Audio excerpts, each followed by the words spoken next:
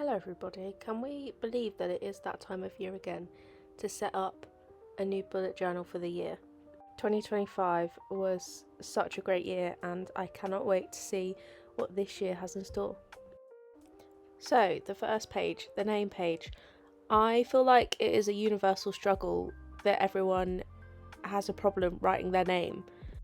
And I also have this struggle, so what I like to do is get anything that has my name written down on it, like gift labels, wrapping paper, and just stick that down instead because that means I don't have to write my own name.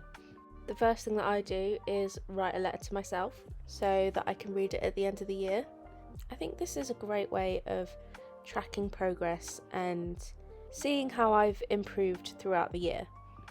I was rereading my letter that I wrote to myself at the start of 2025 and it was just gave me all the feels. It was so lovely to see what I'd written and what I'd achieved, and yeah, I'm very proud of myself because of it.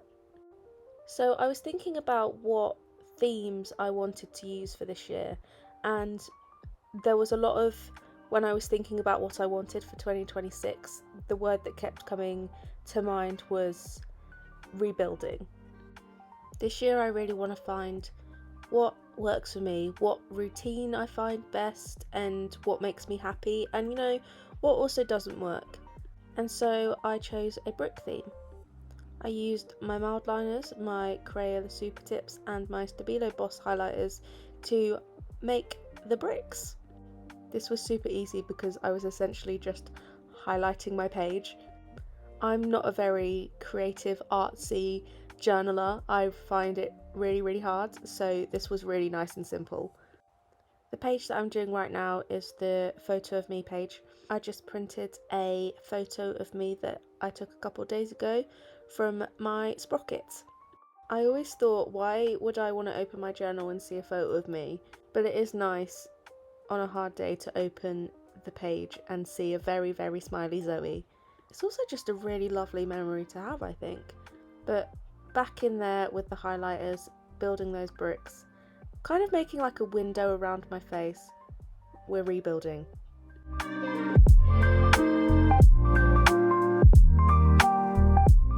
And then I just got my stamps out. I think these were from Flying Tiger. I've never used them before, but I saw them and thought they would look aesthetic with the brick theme. I don't really use stamps very often in my journal just because I don't really like the smudge marks that they leave, and I am not very good at spelling, so it always gives me the fear that I'm going to spell something wrong on the title page and not be able to rub it out. But all is well, I spelt everything correctly.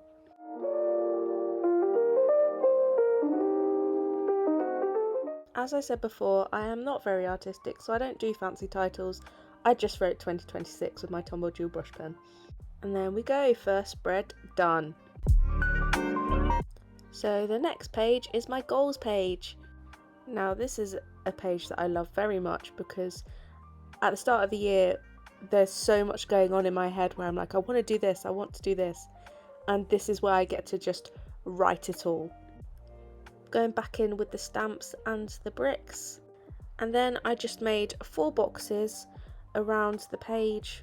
I have a box for work, which you guessed, I write my goals for work. I have a box for self, which I include things like put yourself first and build healthy habits. A box for health, so things like get 8 hours of sleep every night. And finance, save money for a new flat. That's how I like to break up my goals of the year. And here we have another page that I love, my 2026 bucket list. I did this for the first time last year, and I honestly think this is a lot of the reason why I went out and did so many things that I wouldn't usually do. I'm going to be honest, I didn't get through the whole of my 2025 bucket list, so I have included the things that I didn't do last year and put it onto this year, as well as coming up with a few new things to do this year. Next we have the pages that I absolutely love looking back on, but I hate setting them up. It's just very tedious and very repetitive, and I don't thrive with that. It is the pixel pages. So the first one that I'm setting up is the Rate My Day page, and I am drawing 31 boxes down and 12 across.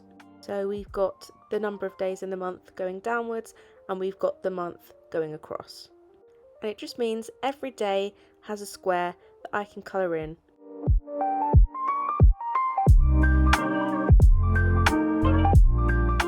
Just doing the exact same thing with the health log, and then I create a key.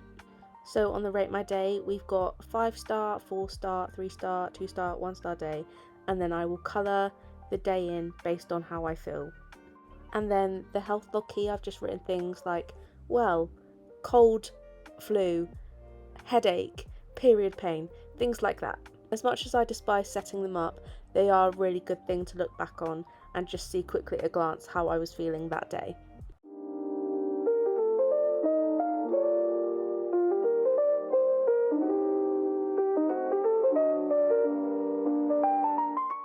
I then cut up my journal so I can make my monthly photo spread.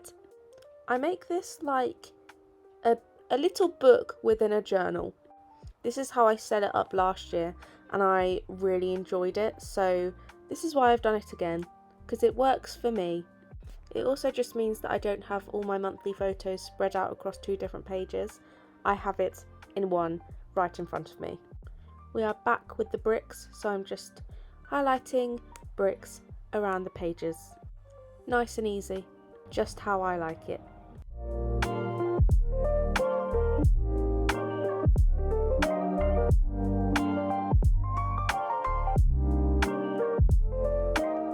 I then just start spacing out my photos and where they're going to be on the page, and I just draw little boxes to mark the photos.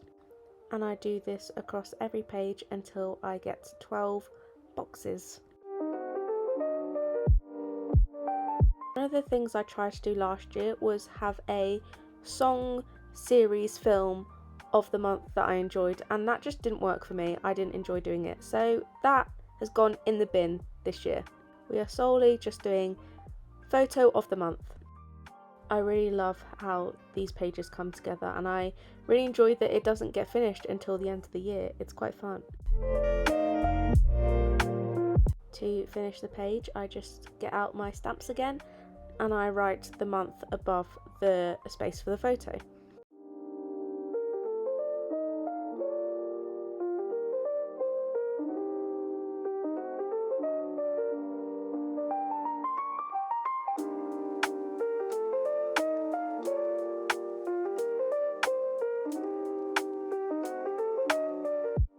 So the final page, a new page for this year that I'm doing actually, and it is my 2026 bingo. I guess this is kind of similar to my bucket list, but on this page I kind of wrote things that were more unlikely to happen. I'm actually very excited to see how much of this I can cross off. Will I get a full house? Probably not, but that's okay. Let's aim for a line.